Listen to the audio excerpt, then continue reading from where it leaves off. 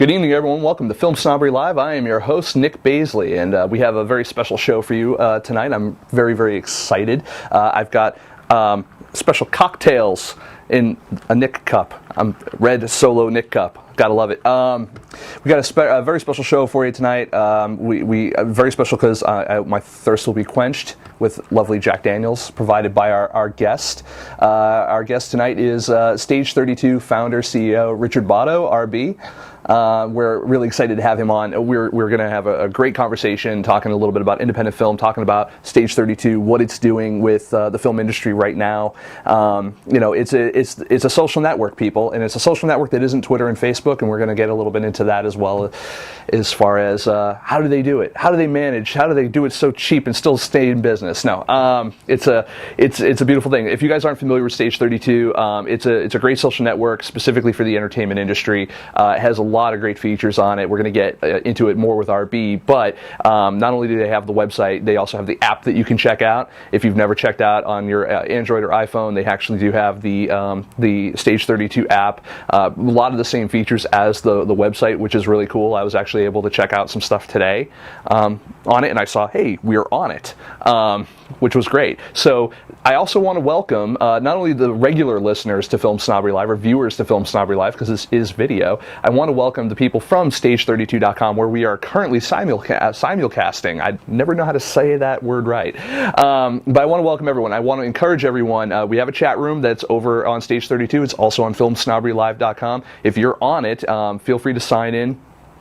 Create an account on Justin TV if you have to, just to be able to chat with us. We're taking questions on the chat room there, and we're also taking questions on Twitter, twitter.com/FilmSnobbery, or you can @FilmSnobbery us, and we'll be taking questions. We'll be reading them out on the air while we're talking to RB. So any questions you have about Stage 32 or about Film Snobbery, we'll be happy to kind of answer both of them. So other than that, we have just a fantastic show. We've got some great stuff going on. I want to do a quick shout out to Lauren Mora of Misdirected and Marion Kerr. They were both on the show recent. They were recent guests. They did their 9-episode run of Misdirected. It was fantastic. I really enjoyed it. And they're fundraising now for season 2. So they've got a Kickstarter going. They're trying to raise $10,000 for season 2. It's very exciting. They've actually already made over 20% in just the first day or 2 days. They made over 20% of their goal, and they've got they even hit the front page of Kickstarter. So they're one of the popular projects. So check them out. Throw them a couple bucks, because season 1 of Misdirected, if you haven't seen it yet, it's over on I think it's Blip TV/Misdirected Show, or you can go on Twitter or Facebook and check out Twitter and Facebook/Misdirected Show. I think it's something like that. Either way, check them out, because it's a funny series. It's got some great people that you might have seen around some other independent films, and great direction, great acting. Definitely check it out. It's worth a couple of bucks for the next season. I'd be excited to see where these characters go. So that's where we are with them. I want to announce off the top of the show, we will not have a show next week because we'll be at Comic-Con. We'll probably talk more about that at the end of the show, but I want to kind of let everyone know now in case you're tuning in. You're not tuning in later, although why wouldn't you be? We have, we're going to be hitting Comic-Con, Film Snobbery. I've never been to the Comic-Con. We've done Wizard World Philly, we've done Wizard World Chicago, we've done WonderCon, we've done all these different comic book conventions across the country, but we have not yet done the biggie. We've not done the San Diego Comic-Con, but we'll be down there, and if you see me, say hi. I have nothing for you. I have business cards. I really, there's no other incentive other than to be like, hey, how you doing? High five. And that's it. And you're like, all right, guys, still high fives. So San Diego Comic-Con next week, Thursday through Sunday, we'll be there. Check us out if you happen to run into us. We'd love to see you. What else do we have going on? We have an interview. That's what we have with Richard Botto, RB of Stage 32. We're going to go ahead and we're going to sit down on the hot pixel Film Snobbery couch, and we're going to talk to him about Stage 32 in a moment. Why not entertain you momentarily while we move over with a nice little commercial from our good friends over here at Hot Pixel Post Production. See you around. See you in a minute.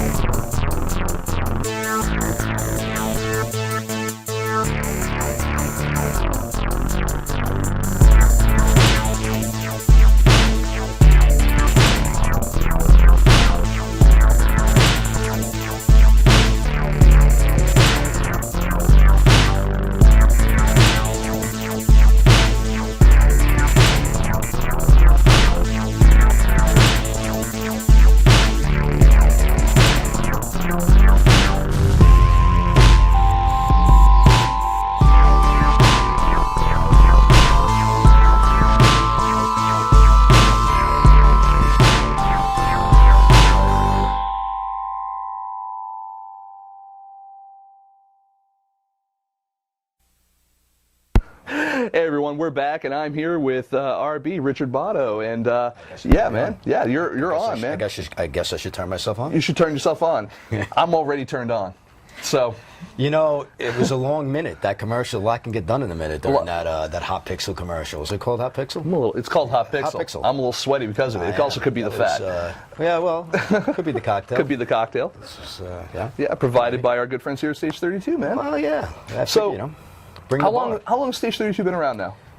Well, we were in beta in September of 2011, and we did a soft launch the beginning of 2012, and it's been rolling, I would say, probably since, you know, the end of January, beginning of February, fully of 2012. Now, you used to publish a magazine called Razor Magazine. It was like a men's magazine, almost like, was it like a Maxim or more like a Men's Fitness? Or it was more like a GQ or an Esquire. We used to say we were like GQ when GQ was cool, you know, back in the days where they put the athletes on the cover with the the nice suits and the whole thing. It was kind of an upscale men's lifestyle magazine.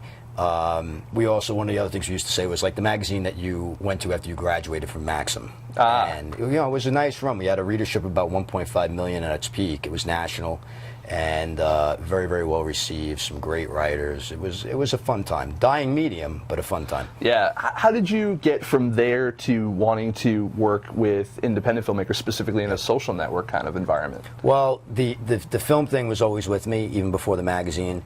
The writing thing, the acting thing had been part of my life for, my whole life. And so, the magazine was sort of I don't want to say not a fork in the road in a lot of ways, because I got to work with a lot of great writers, and a lot of the editorial was based here out in Hollywood and everything like that. That kept the juices going as far as the film part of it was concerned. Right. So when we finally ended Razor, I kind of went full-fledged back into the film stuff. So it was, it was kind of a little bit off the beaten path, but not so much that you would think, running a magazine as opposed to being in film, because there were connections there. Yeah, well, I mean, and you are a screenwriter yourself. Yeah. So, I mean, did you learn more about screenwriting from running a magazine, or did you learn more about screenwriting from other screenwriters, or?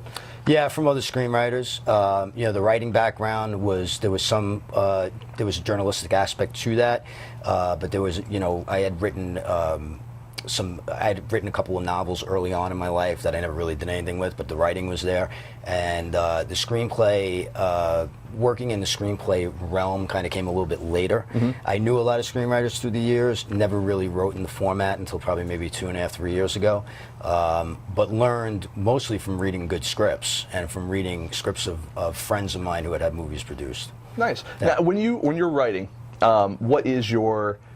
Are you a freehand writer? Do you use a piece of software like Final Draft or Celtics or something? Or I use Final Draft. I do a lot of outlining in Word. When you say long form, it's funny. I would say no in general, but I always have a pad nearby, and I'm always jotting down notes. I don't know if you saw that Woody Allen biography where he opens his drawer by his bed and he's got like 6,000 things. Yes. That's me. He has a much larger body of work and more post-it notes than I do. But it's the type of thing that you'll walk around the house and you'll find pads with notes on, and you'll be like, "What the fuck? What the hell is that? When did I write that? What the hell is that?" So yeah, notes and stuff everywhere. But when I'm ready to write, most of the outlining is done in Word, and then the writing is done in Final Draft. Oh, fantastic! Yeah, I was glad we could throw that in there. Yeah. Final Draft is a sponsor. Fan of the product. Fan of the product. Give me more free stuff. Well done. So, all right. So you're a screenwriter, and then where does this technological marvel of a website called Stage 32 fit in? I mean, where did the idea come from? Well, I mean, the idea just came from the fact that I got tired of seeing too many people quit and give up. And the reason that people give up mostly, or I think anyway, I like to say that there's a lot of roads into the promised land, but there's really one dead end, and that one dead end is quitting. Right. And a lot of times, there's very, very talented people that quit, and the reason they quit is because they don't have connections. Right. And there is a validity to the fact that if you live somewhere where there isn't a lot of filmmaking being done, that maybe it's tougher to meet people. But the reality is that there's filmmaking being done all over the world. True. And there's theater being done all over the world. And you don't have to be in Hollywood. And if your dream is to be in Hollywood, you should be able to pursue that dream from anywhere around the globe. So the impetus was basically, or the idea, I should say, the embryonic idea came from being at the American film market, and seeing all these people coming in with all their dreams, passions, and coming in for a week, putting their money down on that 1 week, that lottery ticket of a week, and if they didn't get their film sold or their idea sold or whatever, they went back home and waited 51 weeks to come back and do it again. Yep. And I thought that was ridiculous. You know, I said there's got to be a way to connect people 24/7, 365. And that's really where it came from. It was pretty much that simple. And I didn't think that there was a social network out there that really complemented creatives in the proper way. No, I agree. I mean, Twitter is, that basically short term, short form, it's not really short form blogging, that's more Tumblr, but I mean, it's short form communication. And then you have Facebook, which is, a lot of people do use it for business. You have pages and stuff like that, but I think it is more for your friends' friends, and maybe your friends' friends. And that's kind of about it. The discovery aspect is very low. With something like what you have, you've integrated a lot of the better parts of Twitter and Facebook, but you also have a very social component. I mean social not in the term of social media, but social in as much as there are opportunities that not only you guys are communicating with the audience, which, like the founders of Facebook and Twitter don't do. Right. You speak directly to the users as the content creators or as the owner. You guys also are posting, you have a Craigslist aspect to it where you have job postings, which I use actually fairly often. I'm always looking for things either for consulting for myself, or I'm, looking for post-production, things for, maybe to recommend over to my friends here at Hot Pixel, Right. I mean, sure. Hey, color correction job, come on over, Which is beautiful, by the way. That's, it's a great thing. Yeah, totally. Yeah. And there's always some, a lot of activity on there. Where do you guys typically see from the back end, the knock, the war room? Where do you see the most activity on the site usually? And the war room, really, it is like NORAD. It screams, and there's just two of us looking at it. We see, I think the project section, as you mentioned, is a big one. Everybody's looking for work. Where we get a ton of activities in the Stage 32 Lounge, which to me is where everything kind of separates as far as the other social media is concerned. It's not that other sites don't have forums, but they don't have it in the aspect, in the same sort of layout and way that we do. And what we want the site to be, and where it differentiates, let's say, from a Facebook, which I don't think is great for creatives anyway. I actually don't think it's great for business at all. I think it's great for sharing pictures of your cat, and that's awesome. Okay, or your baby, or your whatever, that's fine. Twitter, I like Twitter. You get out your little burst of information. LinkedIn, I think, is useless. Really for creatives, if you're an actor, if you're a writer, if you're running a company, right. Fine, that's fine, okay. But if you look at the LinkedIn forums, for example, there's no way to really separate out the people that are trying to drive business from the people that are trying to learn about their craft. And that's something that we're really proud of on the site, is that when you go into the forums, you have your project section, and you have the place where everybody can go look for jobs or post for jobs. But then you have this forum section where if I want to post something about, hey, listen, how do I write a flashback scene? I'm a screenwriter. How do I write this flashback scene? How do I, in Final Draft, get two people talking at the same time? There's the support system within that's just tremendous, and that's what the lounge is all about. So I think that area gets a ton of play. And then just the blog. Yeah. I'm very proud of the blog and the guests we've had on the blog. We've had everybody from students to an Academy Award nominee. And when you have that kind of diversity of talent, which runs all through the site, there's a lot of knowledge being shared, and there's a lot to learn. And I personally believe that you never stop learning, and I don't care how good you are at your craft, that there's always something else to be gained. So that theme kind of runs throughout the entire site, all the way through the blogs and the forums and how we present it, and the mailings we send out to try to lead people into education, information, and connection. What would you feel that's some of the more prominent things that are being used on the site? But what's the hidden gem on the site that you're like, I wish more people knew about or used this particular function? I'm gonna take it a different way. Okay. I think that what I would love to see more, the one thing that I see a lot of that drives me insane, okay, is the passiveness of some members on the site. It's not so much that there's a feature that I wish people would use more.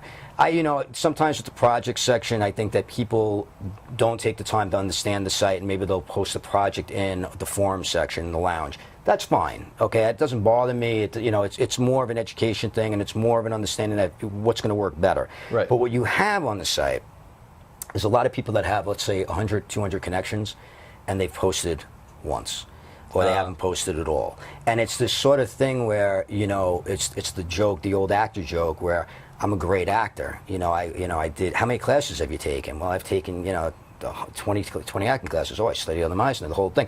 Well, what'd you do today? I sat on my couch. Anybody ring your doorbell? Yeah. Anybody offer you a job?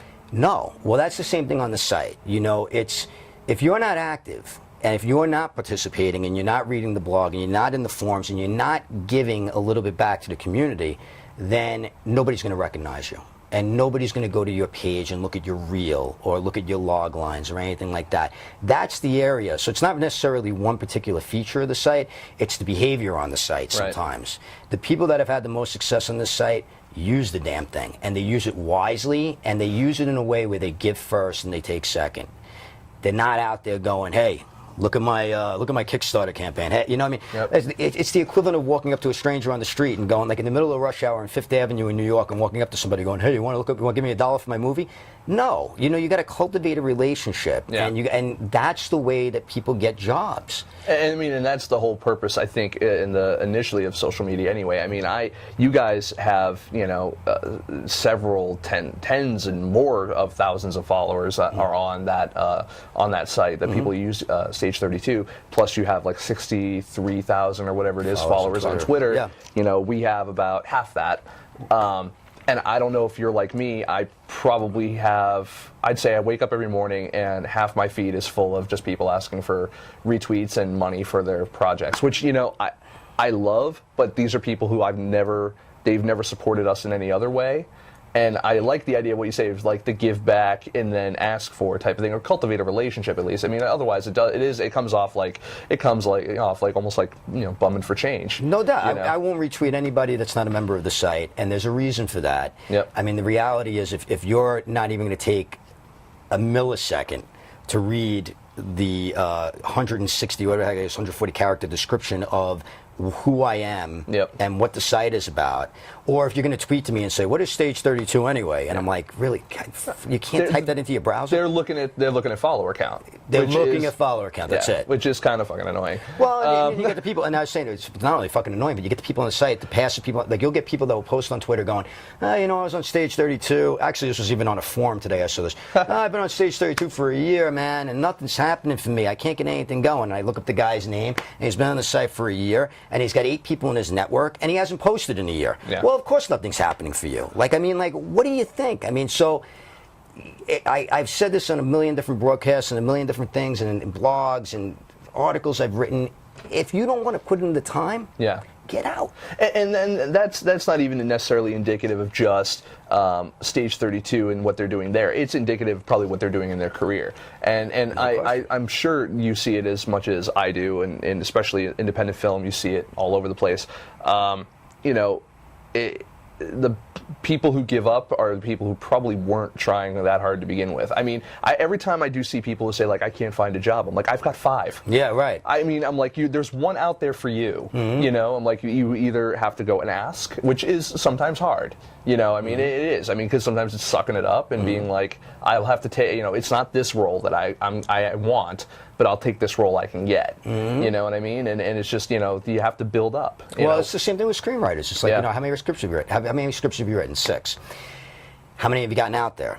Well, I had one manager read one, and they didn't really like it that much, so I'm writing this. So there's a natural progression to things where if you are not marketing yourself as a brand, your writing is your calling. Your writing is going to be the calling card ultimately. Right. But if you're not ringing the doorbell, and if you're not creating a brand for yourself constantly, and I mean constantly creating a brand, that means being visible, and not just on Twitter where you're writing like going to the gym. That's not being visible, because nobody's going to go look at your description to see you're an actress and you're going to the gym. They're just going to say, and they're going to go, oh, she's an actress going to the gym. Yeah. She's got nothing better to do. Okay, you have to be out there basically telling everybody what you're doing, and one of the really good ways of doing that, of course, is to give first and take second, because if you're in these forums and you're helping other people out, and you're letting people know then what you're working on, or if you're going to somebody and somebody's on the forums and saying, hey man, I'm having a really hard problem, really tough time with my first act. Hey, send me your first act, I'll read it. Yeah. Let me help you. Would you mind reading my first act? Same thing with reels and everything. Hey, I just cut this reel, could you take a look at it?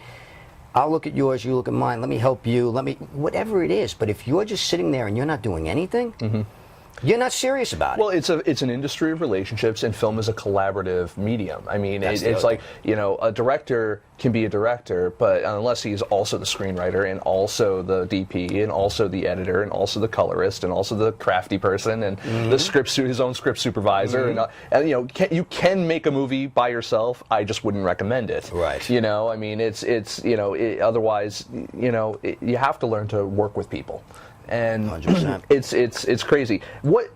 Since starting Stage 32, what was kind of the main thing that you felt that when you first got started, you started getting followers and stuff like that? What was the first thing you felt you guys needed to tweak?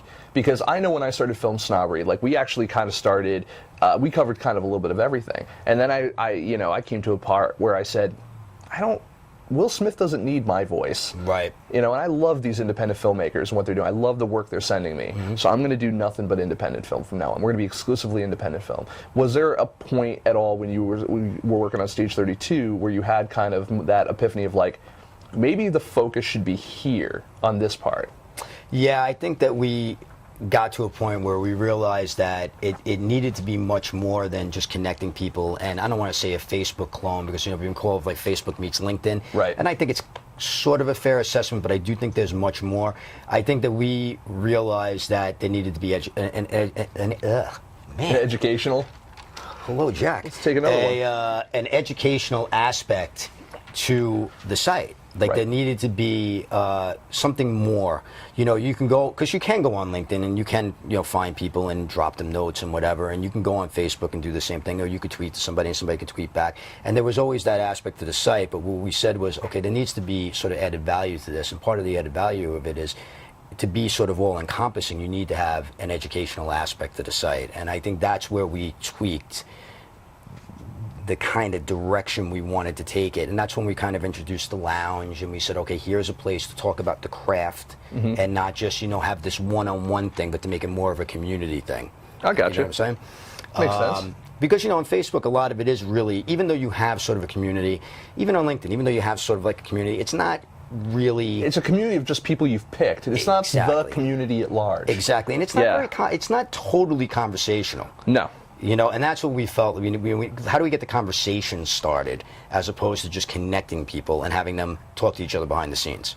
Right, exactly. And, it's one of the things I liked about Stage 32 is, obviously, there's always recommendations of people. That's a very, very Facebooky thing, but I like that as well. But also there's, I'm not just limited by the people I know, and I'm limited. I can go onto the forums and I can like what other people are doing, and I've never met these people. They're not in my network or whatever, and maybe something that they're talking about strikes me, and now that's someone new I want to follow. And I didn't have to go to, another site. I didn't have to, I didn't have to sign up for. Like, you guys kind of have a little bit of everything in there, which is nice. It is a blend. I mean, if you look at LinkedIn, one of the problems I have with LinkedIn, for example, is that I always say it's where conversations go to die. Because if you really look at what goes on LinkedIn, I mean, it's a lot of spam, and that's the other thing with the site. I mean, that's one of the things that we knew from the beginning, was that we were going to have a zero spam policy. You could promote yourself. Again, It's the same idea. Promote yourself, but contribute.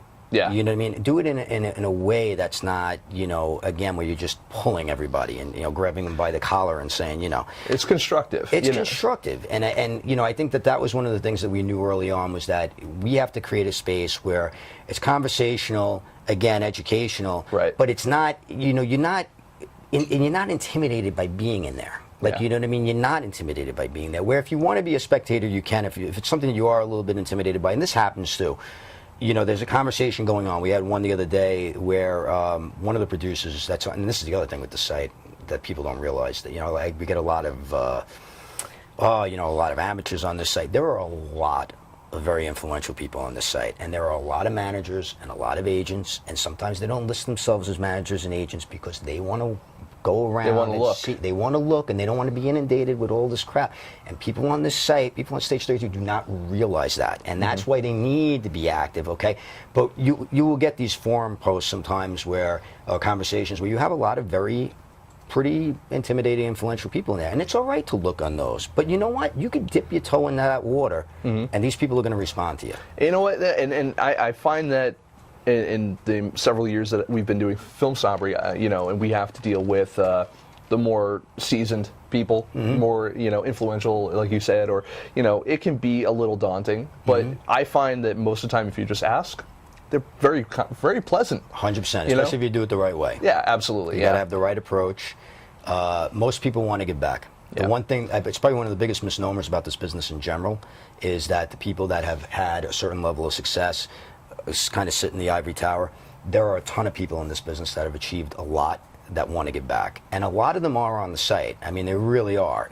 Some of them, like I said, will not advertise who they are. And smartly, in my opinion. Yeah. Okay? But they know what they're looking for. And, again, they will go to... I say this straight out. There is a manager on this site. He's a literary manager. He is extremely influential. He has sold a couple of spec scripts this year. Okay? 6 figures over 7 or 6 figures over high 6. I mean, he's done it. He's done work. He's done work, and he's making bank. He's pocketing it, okay? This guy, he said to me, and I know him, and he said to me straight out, he goes, I won't advertise the fact that I'm a manager. But he's signed 2 people off the site. And he did it, the way he did it was he watched them in the screenwriting forums, saw what they were posting, what they were talking about first. Actually saw, well, they get it, okay, talking about the craft, whatever. Then went and looked at their profile page. Then went and looked at the log lines and said, send me the first 15 pages of that.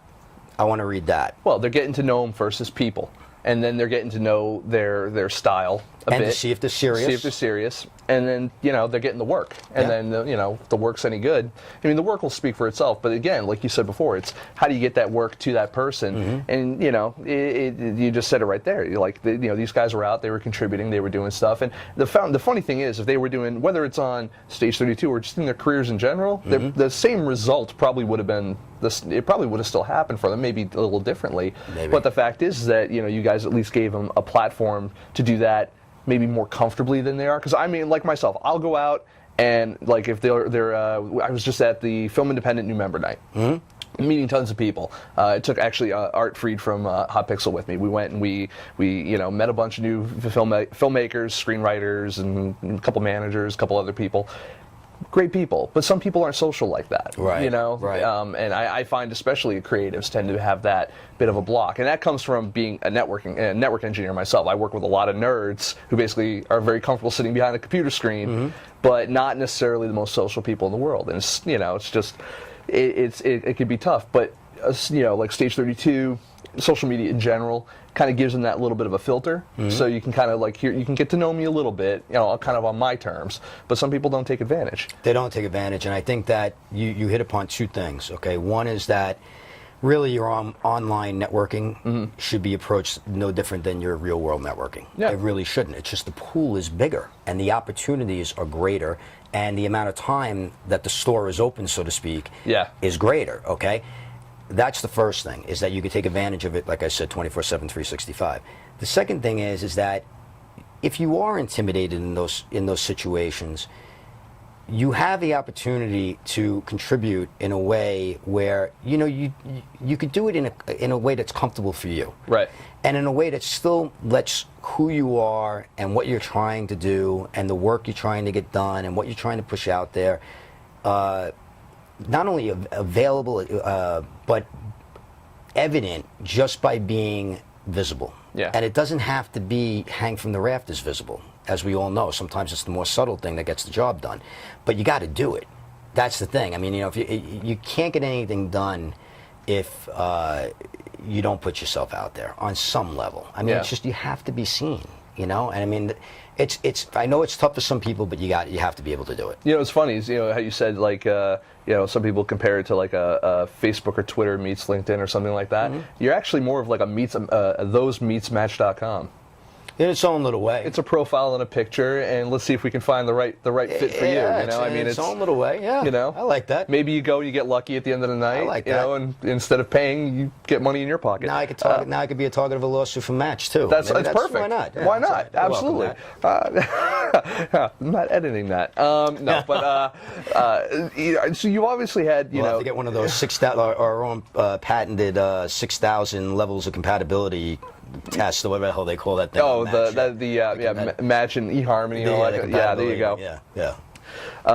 What about, so if you've already had like a really good amount of success both on the site by attracting people to sign up, which is fantastic. You also had another really good, you've been very good on other social media websites as well. You got a high follower count on Twitter, high like count on Facebook as well. How has the industry, though, really accepted Stage 32 as a platform in terms of, and I don't mean industry like the guy, like your friend who's, the literary manager, but I mean more industry like companies like a Final Draft or something of that nature. I mean, do you find that any of them are using it or are approaching you to say, like, hey, how can we get a little bit of a space here? Yeah, I think with every passing day, we are getting approached by either for advertising efforts or for marketing efforts or partnering efforts, rev share efforts. The awareness has blown up. Media wise, we're getting approached around the world. By papers, magazines, you name it. And then little guys like me. What do you mean, little guys? It took me a freaking 110 goddamn shows to get on this freaking thing. What are you talking about? What is this, like what is this, 108, 109? What are we on? Yeah, we are. It is like 109, 110. So never mind, little show like this. Fair enough. Are you kidding me? It took me freaking ever for you to get here. I'm like on like Miss America right now. No. And the more I drink, the better you look. I was going to say, man, Right now, I'm feeling about... we're at about a 7. You need more interns to run the bar here. What's going on? Fantastic. But yeah, no, we're getting approached all around the world. We've had papers in Australia and India recently reach out to us. Those areas are growing at a crazy rate. We've had, and as far as industry-wise, yes, we haven't been approached by Final Draft. We sponsor this show. Hello. I use your product. We've been. I'll connect you. And call me. Alejandro, you're getting a call. Yeah, no, we've been approached by a lot of people within the industry. Every aspect of it. People running webinars, people, the gurus, the software people. It's a constant thing. It's definitely blowing up. Every day the email seems to be getting bigger and more and greater and tougher to catch up with, but it's they're really taking. We're at 150,000 people now. Great. And it's quick. It's been quick, and it's growing. The rate that it's growing has not slowed down. It's accelerating, which is kind of cool. So yeah, with that comes that sort of recognition. Great. Let's take a question from the audience. How about that? Well, how about Is there anybody out there? There are people out there. So we have from Hannah. 85. Yeah, I know, This is right? outstanding technology. Hannah 85251. This is RB. How do you guys get all of those badass guest bloggers? Hannah 85251. Yeah. I know Hannah 85250. She's very, very nice. I don't know if you know her. She's much nicer than Hannah 85250. Yeah, no, she's much nicer. Yes. No, we get the every guest blogger on the site is a member of the site, which is something we're extremely proud of. For example, we were on the way here. We were just talking about Elisa Reisner, who's on.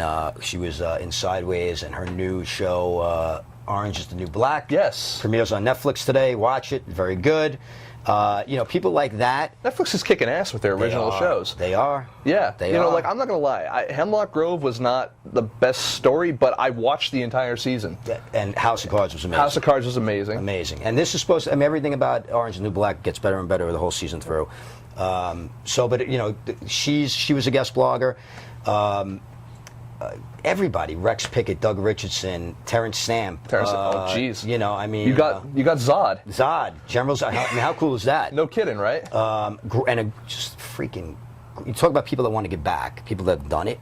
This guy, amazing. You talk about approachable, and you talk about just, here's my brain, take it, kind of thing. But we get them, because they're members of the site. Again, these are all people that are in the community. They may not, Alicia, for example, may not be as active as she could be because she's on set constantly, whatever, but she comes in and she's on there and whatever, and before she was on the show, she was really active. We get them because they're interested in the network and interested in the community. And I think what ends up happening with a lot of actors and actresses and filmmakers is that you're kind of only as good as your last job in this business now. This is true. And I'm not talking about the Brad Pitts, but I mean, even Spielberg had to fight to get Lincoln made, and everybody has to fight, scratch, and claw. So you have a lot of people on this site that have achieved a certain level of success. Mm-hmm. But it doesn't mean they don't have to fight for the next one. Yeah. We have a guy that's on the site who just landed a role in David O. Russell's new movie. Oh, the, okay. The App Scam movie. I forget what the name of it is. It's the App Scam movie. It's coming out at Christmas. Anyone? No? Okay. I can't think of American something. But, this is a guy that, he's had the highs. Like, he's been a character actor for a while and been in some really big things. And then he valleyed. And then he's back again. So, they're always looking to do stuff in the site as well. So we've been able to attract some really great people who want to give something back to the community. And that's one thing I'm extremely proud of the blog. That's extremely great. Proud of. And it's really, I mean, again, we were talking a little bit before the show. I'm like, one thing I like about the blog, not just because even the guest posts, but the fact that you guys as the owners of the site are speaking directly with your audience. Mm-hmm. And everything that is being put out it's fairly long form for the internet. Yeah. And complete. And it is made for people who take their career seriously that will read that. It's not made for the people who just have that attention span of like, I got 2 minutes, am I going to Twitter? Am I going to Facebook? Am I going to Stage 32? No, it's someone who's going to sit on the site for a little bit and read. And they're going to ingest what they've actually read. 100%. If I could respond to that really quick before you take another question, the whole deal with Razor, mm-hmm. that comes from my days of editing Razor. Because when I was editing Razor, everybody said long-form journalism is dead. Because everybody was reading the little McNugget crap in Maxim. Yep. And everybody said long-form journalism is dead. And I said, you know what?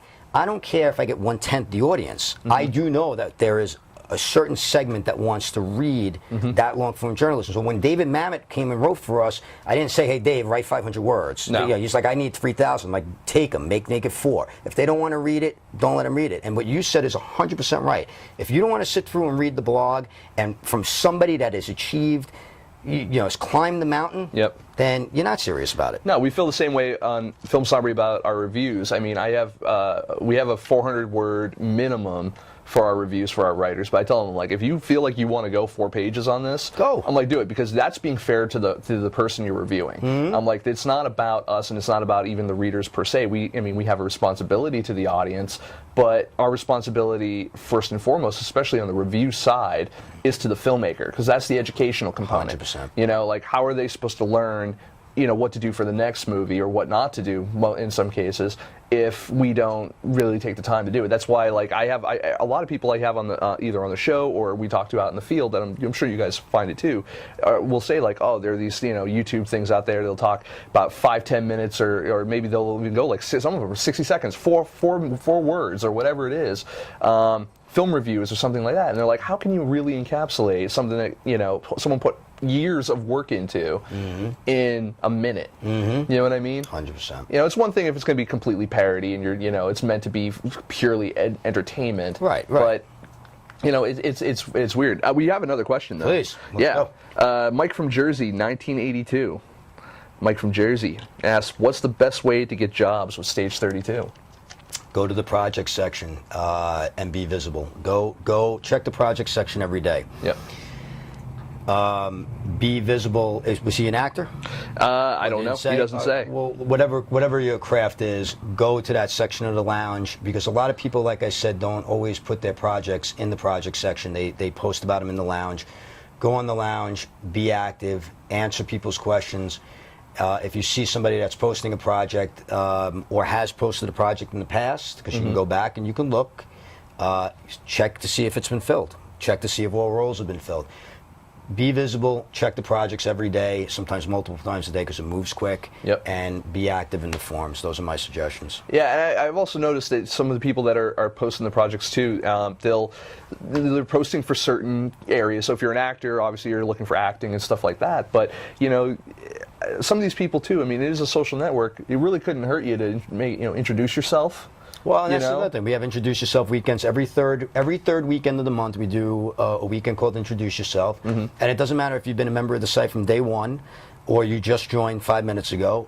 You get to go in there, or we recommend that you go in there and post about yourself and let everybody know who you are, what you're doing, what you're looking to do, what your specialties are, what your gifts are, and get out there. And it's an invitation to do that. But the Introduce Yourself section of the Stage 32 Lounge is open all the time. Yep. It's been encouraging, though. I will say that more and more people are taking advantage of that. And the responses to the people that have come online immediately and actually take the time. It's another thing that drives me nuts. If I could just interject this real quick.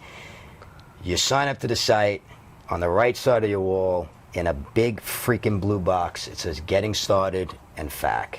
And it tells you exactly, very, very simply, what you need to do to get your ass rolling on this site. You'd be amazed. It was intuitive. I mean, it walks you through the different steps of getting your stuff filled out. You'd be amazed how many people won't take the time and then will complain about the fact that they don't know how to post or whatever. But you'll also be amazed that, I hate to be negative about that, but there are still a ton of people that will take the time to actually read it, and it tells you, go into that Introduce Yourself section. In fact, the welcome letter that you see on the wall from me says, go into the Introduce Yourself section. A lot of people won't do it. RB's the new Tom. You know how many times people have said, you know how many people have said that to me? You know, the first time somebody actually said that to me, I had no idea who the frick Tom was. I didn't even know. It tells you how much a social media guy I was. But this is the running joke that I was the anti-social media guy and started one. That's kind of the funny part about that is that I've known about Stage 32 for a bit. We connected on I think Twitter first, and I dug the site. I signed up myself. Don't skip over the candlelit dinner. Don't skip over that. And the way I actually connected with RB was, and I'm sure other people have the ability to do this as well, I'm sure they do all day long, is I open up a chat window. You got a chat function. Yeah, the chat function and the DMs, the direct messages. Yeah, I mean, there are a million ways to connect with people. I didn't want to interrupt what you were going to say. No, that was it. That was it? That was basically it. I mean, there's a million ways to connect with people. I mean, a lot of people don't understand, like, for example, that the chat, those are people that are in your network. They see that small number and they think, oh, there's nobody on the site. No. And again, it's explained. You know what I mean? Those are the people that are strictly in your network, because that's another good thing to kind of bring up, is that you have full control over every aspect of your profile. We're very sensitive to the idea that, privacy is a big thing. You don't have to accept the network requests from, anybody you don't want to. You don't have to, friend anybody you don't want to. Even when we send out the suggestions, if you don't want them, you could do whatever you want with your own profile. A lot of people confuse that with there's no activity on the site. Right. You know what it is? I mean, you're not active on the site. You're not active on the site, and you don't understand how the site works. Yeah. You don't understand how to get involved in the conversation or friend somebody. So we've made it very, very easy. I mean, one of the things that I like to do personally is, if I'm in the forums or in the lounge, I keep going the forums, but it's the lounge, not to confuse everybody out there, it's the lounge. You go into the lounge, and if I see a conversation going on and I see somebody that's pretty, on it, you could add it's a one-click add. To invite that person into your network. So we've kind of changed that around where you don't have to go all the way through to the profile. I personally like to look at people's profiles. I think that the other mistake that people make on this site is that they don't fill out a complete profile. They don't let people know that they're a screenwriter or that they're an actor. It just is their name blank from wherever. You have to put up who you are, what you're looking to do. You put up a bio. People don't put up their bio. Put up a bio. This is your chance to brand yourself. If you can't afford to have a web page or a site built for you, this is your site. We're giving you basically a site where you can host your resume, your reels, your this and the other thing, but you got to add the information. Yeah. No, and that's actually a really good point too. I mean, you have something like IMDb, which is very passive. It's you put all your stuff up, and it sits there. With what you guys do, you could basically put up the same amount of information, not necessarily have to sign up for an IMDb Pro type of situation either. So you have a free, you're a free alternative as well, where you have better control over what actually appears on there information-wise. And not only are you able to have the information just sit there passively, but you can actively go out and get people to look at it, and within the same network. So That's really cool. I mean, again, I've dug it since I saw it, and I was, I'm the biggest skeptic. I mean, I come from a tech background. I go to South by Southwest, and I'll see 1,000,001 startups, and I'll see them for that time, and then I won't see them ever again. Yeah. But it seems like you guys have gotten embraced really well, and what do you think is really? What do you attribute to that? Being the fact that there are so many social networks out there right now, so many other alternatives, and I don't want to glaze over the app either. No, yeah. Well, we're going to talk about that for a second, but I mean, what do you think sets you guys apart from every other either social network or every other startup out there that is in the entertainment business? Well, I think from social network wise, especially as it relates to this sort of niche, I think it's that. When I say this with no ego whatsoever, it's being out in front of it. Right. Because the message that I try to send to everybody by being out in front of it is, A, I'm one of you. Mm-hmm. And I am, by the way. Okay? I'm not a guy just running a company because I think it's a good idea to have a social network of film, television, and theater creatives. I am a film and theater creative, okay? And I am in the same, working towards my next thing as well. Trying to get my next thing off the ground as well. So I'm one of you. That's the first thing. The second thing is I'm out in front of it in a way that's positive. And I am all for debate, and we welcome debate on the site. And I've said this 1,000,000 times as well. You will never find a bigger proponent of First Amendment rights than me. But I want healthy debate, and I don't want the language and the name calling, because I don't think it's conducive to anything. And we don't get a lot of it on the site. People police themselves. It's been one of the really pleasant surprises about the site.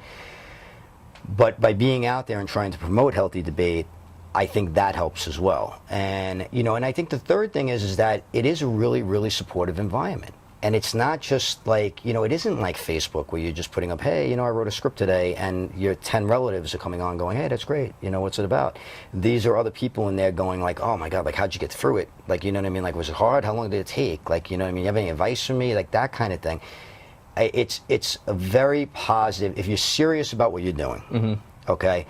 I don't think that there is a forum out there or a site out there where you're going to have a better chance of success, a better chance of getting your work seen, a better support system. And that's one of the things, again, I'm really proud of. And, just a place that you could kind of call home that isn't with your friends. You know what I mean? It's, you go to the bar with your friends and, you talk about your day, and maybe one of the guys a banker, one guy works, whatever. Right. And everybody's doing something different, and then you talk about the 10 pages you wrote today, and you move right on. Well, this is a great place for, it's like your virtual bar, which is why we call it the Forums, the Lounge. The Lounge, yeah. So I think that's what separates us out, That, and like I said, you have an app. We have an app. And the app freaking works. It works. I was surprised on that. Not because it's your app, but because a lot of apps for websites are basically it's just a skin of the website, that is still trying to load the website. But there's actual content in there and thought put into it, and I was really happy with that. Like, I can navigate, I can find people, I can find, I can contribute from the app, and for like myself, I'm on the subway, or I'm at a festival or something like that, and I want to check in quick. Like, it makes it easy. Yeah. Yeah. Well, I'd be remiss if I didn't mention, we're two people, really, two full-timers. I'm out in front of it. Derek Ontiveros, who's our programmer and CTO, he designed the whole site, and he designed the app. And it's kind of funny, because that's when you talked about the people being able to reach you by DM and chat and everything. It's you'd be amazed at well, maybe you wouldn't be with 150,000 people. I mean, the DMs that I get, like, your app sucks. Like, like, you need to add this to your app, and you need to add that to your app, or like, I went to separate. I write in italics. You can't write in italics on a wall post, and I'm like, oh, for fuck's sake, Give me a freaking break already, And it's like you can do everything else in the world. You can do everything else in the world, but I'd be remiss, because he built the whole site, and he continues to do just an unbelievable job. But I mean, we try to give the best experience to the community as humanly possible. Right.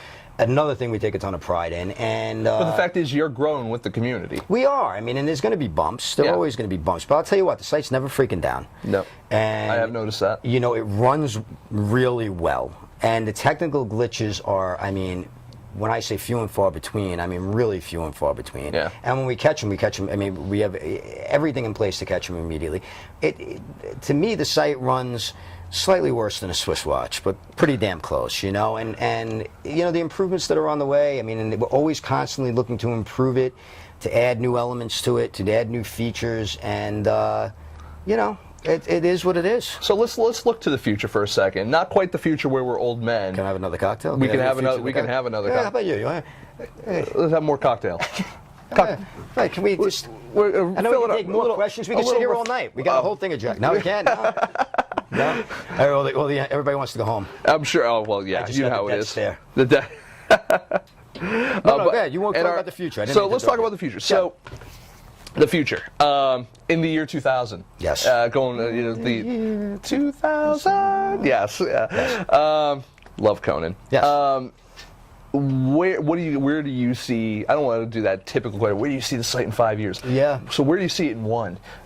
Yeah, I mean, it's almost like where do you see it in 1 month because it changes so rapidly. You know, we're definitely going to be aiming more towards or angling more towards education. I think it's a very, very important aspect to it, and I do think that in general, people that toil in the creative arts are underserved when it comes to education, especially if you don't live in a place where classes are readily available to you. You know, where you don't have your pick. I mean, you know, being in LA, you know, USC, UCLA. Well, and every third storefront is an acting studio. You know what I mean? I mean, it's different. Okay, it's not that way around the world. Obviously, we know that. We're living in a virtual world, so we definitely want to bring more education into the site.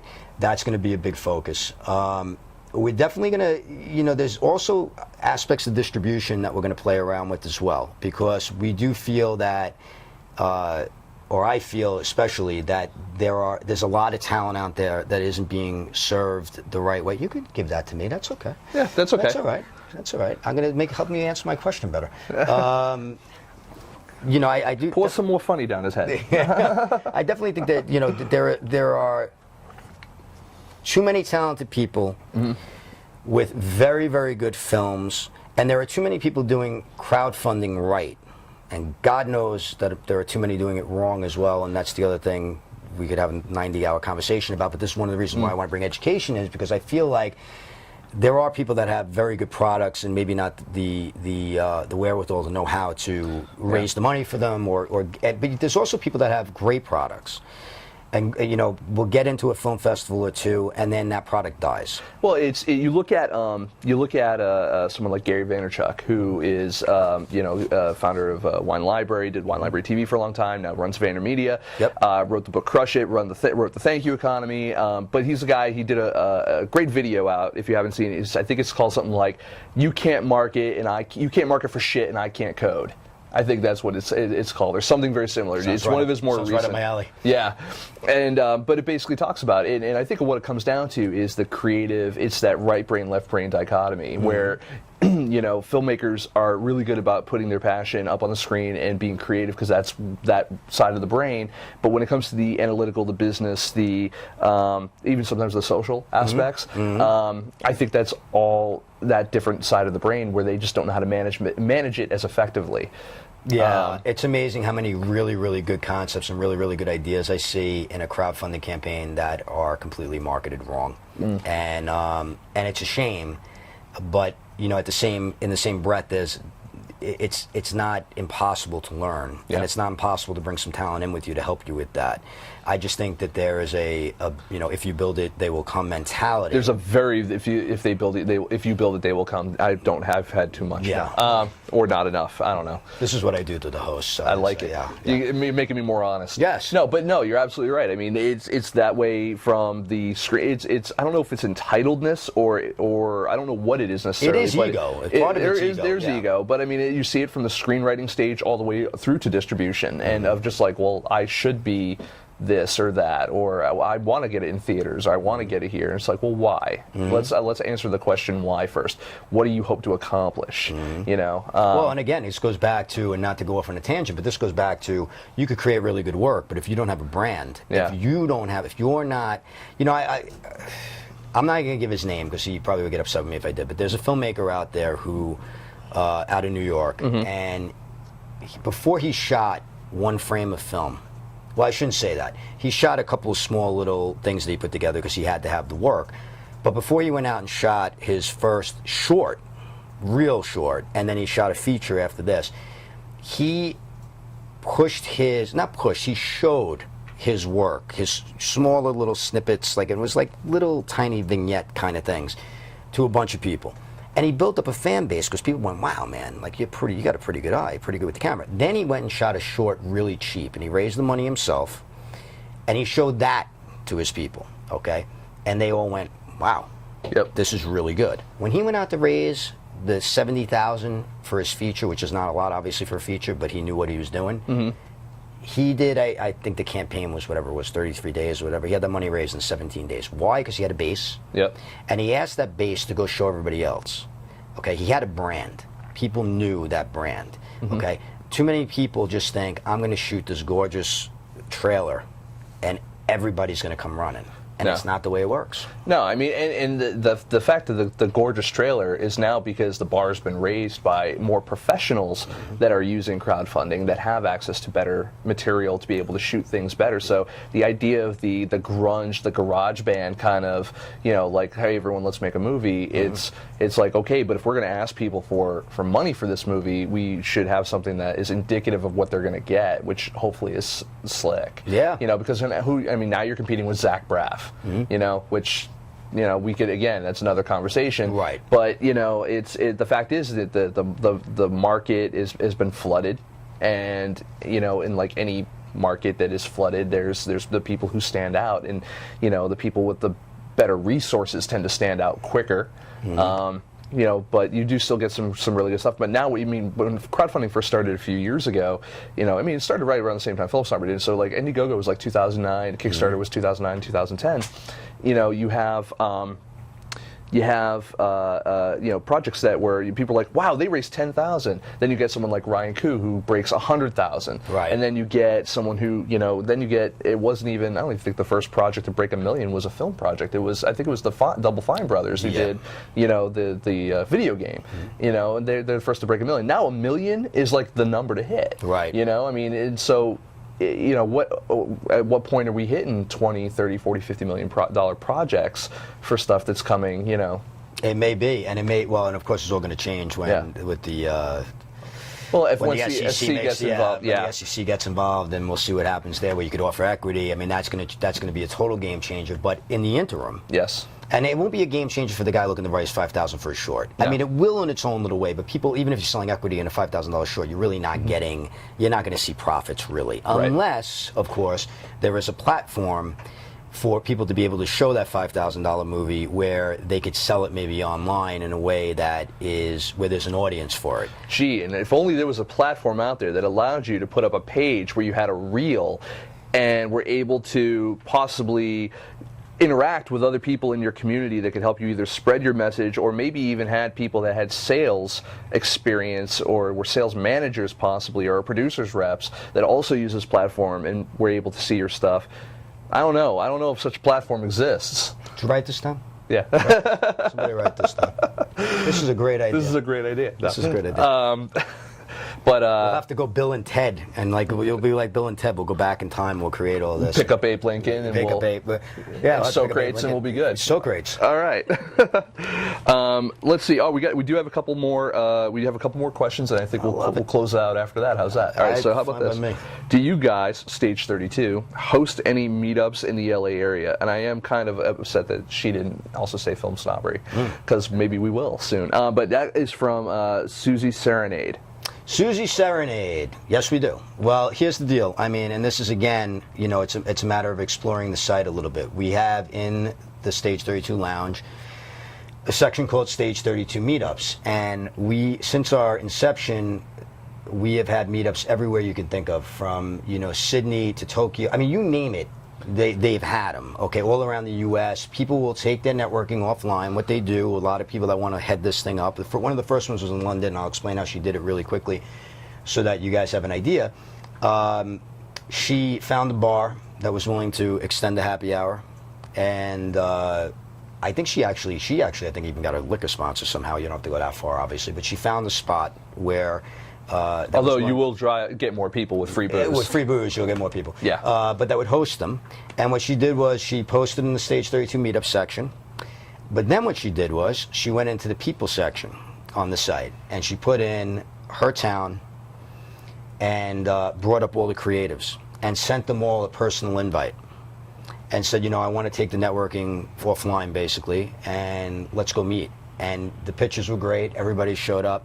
It happens all the time. You talk about LA. I'll give you an LA example. There's a guy. His name is Tommy Trudeau. Tommy, if you're watching, hello. Hello, He's Tommy. up in Malibu. He just started an acting. I don't want to call it a class because it's like sort of like a free-form acting thing where any actor in the area, any actor on Stage 32 that lives in the area is welcome to come every Monday night.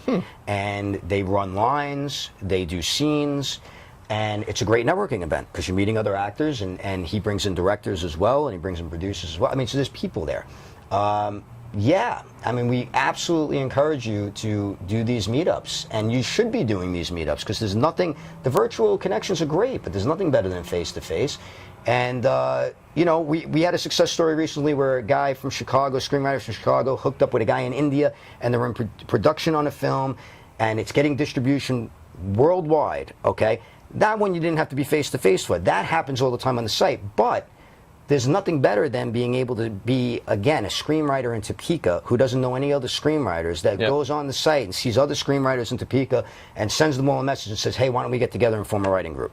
Well, I mean, it goes against almost everything that Hollywood's always said, which is if you're going to be a screenwriter or a serious filmmaker, you have to be in L.A. or don't New listen York. to Hollywood. No. Don't listen to the studio system either. I mean, like, you know, everybody wants to work inside the studio system, and there's nothing wrong with that, and I have plenty of friends that do, okay? But if you're not in the studio system right now and you don't live in LA and that's your only dream, dream broader. You know, think independent.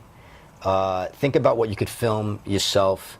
If you're a writer, think about a filmmaker that maybe you could hook up with online that is looking for material. Yep. You know, I'll give you a perfect example. Today there was a post from a girl in LA. She's a good actress. She's been on network shows. She's been in studio movies. She wants to direct now, so she was soliciting 5 to 10 page scripts, short scripts. A lot of S's in that sentence. And a lot of alcohol before it. Yeah. But you know, she wants to direct. So, and she was saying actors. I want actors as well. Yep. And you know, and she knows a ton of people. But she said, I want talent that nobody knows. It happens all the time. Don't pigeonhole yourself. Don't be narrow-minded. Don't have tunnel vision. Think broader. You're a creative. Yep. Be creative. Be creative in the way you market yourself. Be creative in the ideas you have, and don't be so single-minded that you got to be the next person off the bus in Hollywood. Yep. I couldn't have said it any better. So I want to say thank you for coming on the show. So we were doing one more question. We we could do one more. Well, you said two. I think I did, but I think the other one was just someone messaging right, I'm me. just kidding. We have to get off. We have to go. Yeah. Oh wait, nope, we do. I'll answer. Actually, just a message from Stage 32. Oh. So it says, just wanted to pass this on from Stage 32 member Mike Chinia. I hope that's how it's said. Just wanted to say that I got a writer her first IMDb credits thanks to Stage 32. That's really nice, Mike. And you want to go look at Mike's profile and see how active Mike is. Yeah. He was not only one of the earliest members, but he is well, and let me add, a class act, but also one of the hardest working guys you'll meet. And a guy that just he's constantly on the site. He's also a guy that gives back constantly too. He's the epitome of what everybody should be on the site if you really want to have that sense of community and be able to have a level of success because you're giving as much as you're taking. Yep, man. That's if not Mike, more. And that's Mike Chinia. That's Mike Chinea. I literally had to focus on that. Thank you, Mike. That wasn't good. All right. I'm glad I'm going to another party where I'm going to be drinking more later. Oh, there you go. It's fantastic. Well, I want to thank you for coming on the show, sir. This was awesome. I'm glad you had a good time. I'm glad you made it out. This And was great. you know, it only took 100 and some change episodes. Hopefully, you could have me back before, well, let's say like 5:40. Well, that would be. Is that a target? That's a target. That a target? I'm thinking in the next 100 episodes. Next 100, you'll have me? You know, I'll tell you what. Like this is what I've lost now. If I can get you before I lose the rest, we'll be good. But you guys, this gentleman's going to go, but we're going to be right back. We've got just one more little thing we want to get to before we get out of here, and stick around, and we'll be right back. You have 30 seconds.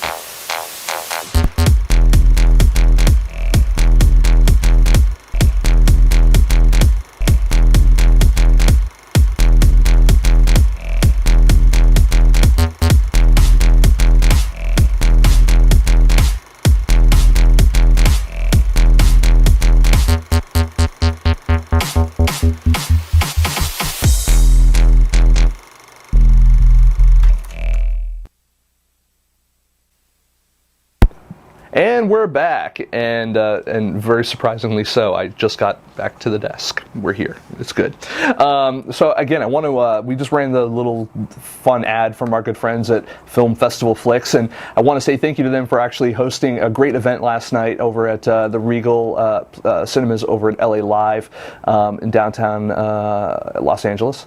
It was a really good time. Got to interview some filmmakers out there, some short filmmakers and some feature filmmakers. It was really great. Those interviews will be available very shortly over on FilmSnobbery.com, as well as our YouTube page, youtube.com/FilmSnobbery, where you can find a lot more. We still have some interviews coming out from the Palm Springs Shorts Festival.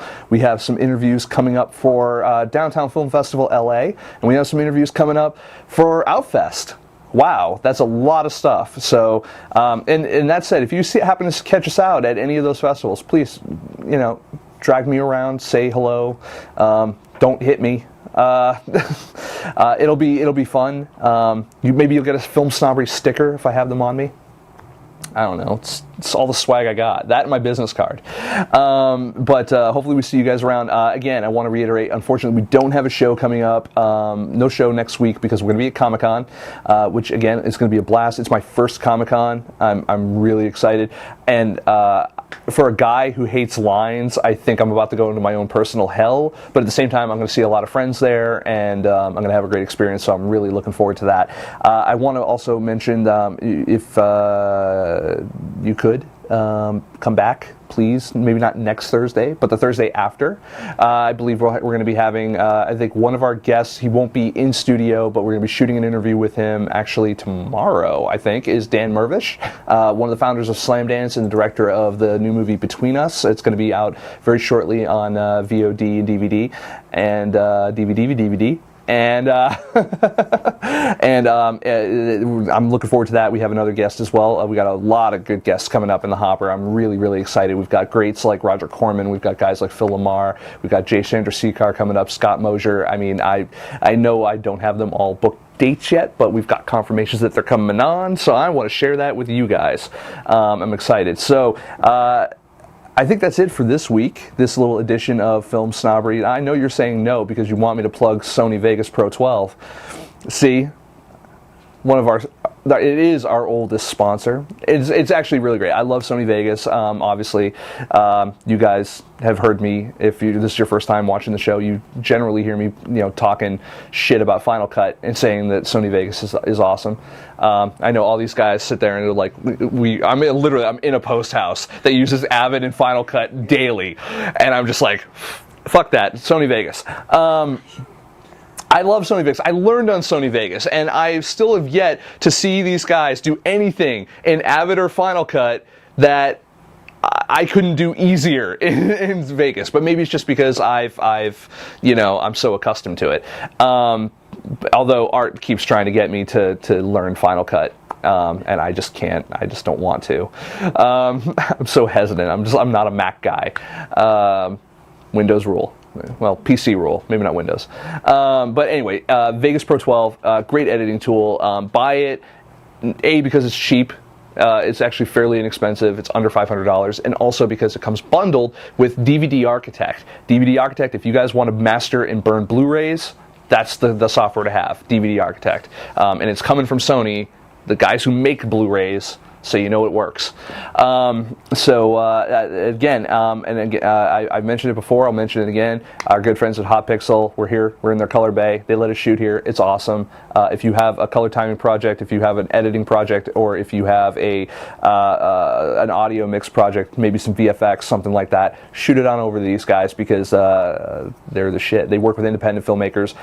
They do a lot of I mean, really, Art's looking at me right now. He's like, what the hell is this guy saying? I'm like, they're the shit. How can that not be the best commercial ever? Because they can't put that on TV. They can't put that on TV. We're just like, it's just a guy looking in the camera going like, use these guys. They're the shit, I'm going to have another little bit of this. So, that said, Hot Pixel Post Production, hotpixelpost.com. Follow them on Twitter. Is that enough? Did we do good? All right, I got the thumbs up.